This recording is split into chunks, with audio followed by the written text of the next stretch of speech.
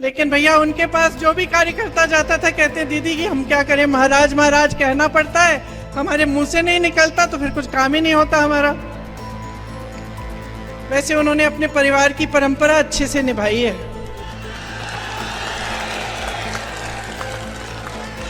विश्वासघात तो बहुतों ने किया है, लेकिन इन्होंने ग्वालियर और चंबा की जनता के साथ विश्वासघात किया है। कांग्रेस महासचिव प्रियंका गांधी का ये छोटा सा बयान सिंधिया को बेचैन कर देगा, क्योंकि शायद ये पहला मौका है जब प्रियंका ने सिंधिया की उस दुखती रग पर हाथ रख दिया जहां सबसे ज्यादा दर्द होगा। क्योंकि सिंधिया का परिवार पुराण तो विरोधी भी दबी जुबान में सुनाते हैं, यहां तो प्रियंका ने सब कुछ सरेआम कर दिया है। लेकिन भैया उनके पास जो भी कार्यकर्ता जाता था कहते दीदी कि हम क्या करें, महाराज महाराज कहना पड़ता है, हमारे मुंह से नहीं निकलता तो फिर कुछ काम ही नहीं होता हमारा। वैसे उन्होंने अपने परिवार की परंपरा अच्छे से निभाई है।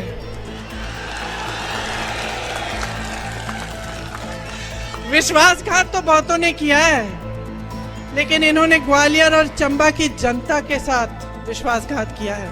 वैसे तो ज्योतिरादित्य सिंधिया को जब भी मौका मिलता है वो गाहे बगाहे कांग्रेस पर हमला करने से नहीं चूकते। यहाँ तक कि राहुल, प्रियंका और सोनिया भी उनके निशाने पर होती हैं। लेकिन लंबे वक्त बाद प्रियंका ने ज्योतिरादित्य सिंधिया को आईना दिखाया है, वो भी ठेठ सियासी अंदाज में, लेकिन अपने स्टाइल में। विश्वासघात तो बहुतों ने किया है, लेकिन इन्होंने ग्वालियर और चंबा की जनता के साथ विश्वासघात किया है।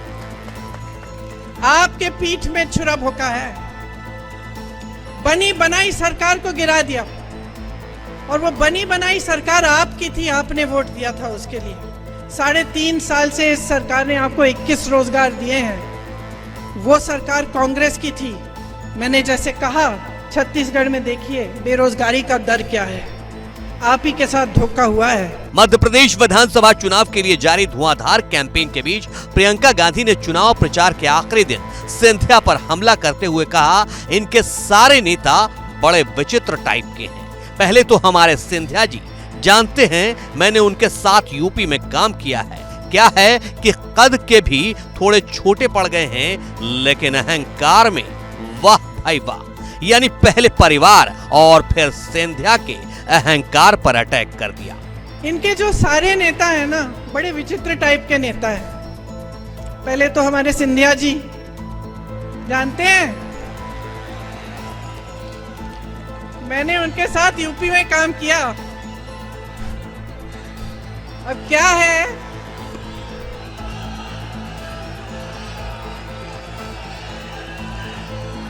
है कि कद में थोड़े छोटे पड़ गए, लेकिन अहंकार में तो भाई वाह। सिंधिया की महाराज वाली पहचान है, प्रियंका ने उस पर भी लपेटा है।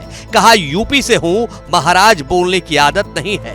लेकिन उनके पास जो भी कार्यकर्ता जाता था कहता था कि दीदी महाराज महाराज कहना पड़ता है, हमारे मुंह से नहीं निकलता है तो काम ही नहीं होता। जब हम काम कर रहे थे यूपी में काम कर रहे थे, तो देखो यूपी वालों की, तो हम भी यूपी के हैं, आदत है हम लोग शिकायत, गुस्सा, नाराजगी सब निकाल देते हैं। महाराज बोलने की आदत नहीं है।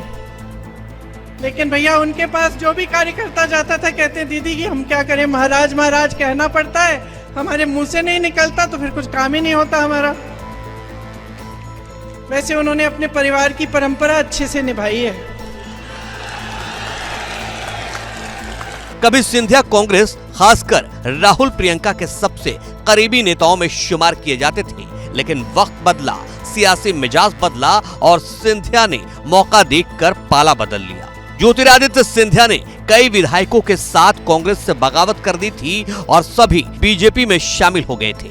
इसके बाद कमलनाथ के नेतृत्व वाली सरकार गिर गई और शिवराज सिंह चौहान के नेतृत्व में बीजेपी ने मध्य प्रदेश में सरकार बनाई। कांग्रेस इसी मुद्दे को इस बार विधानसभा चुनाव में खूब उठा रही है।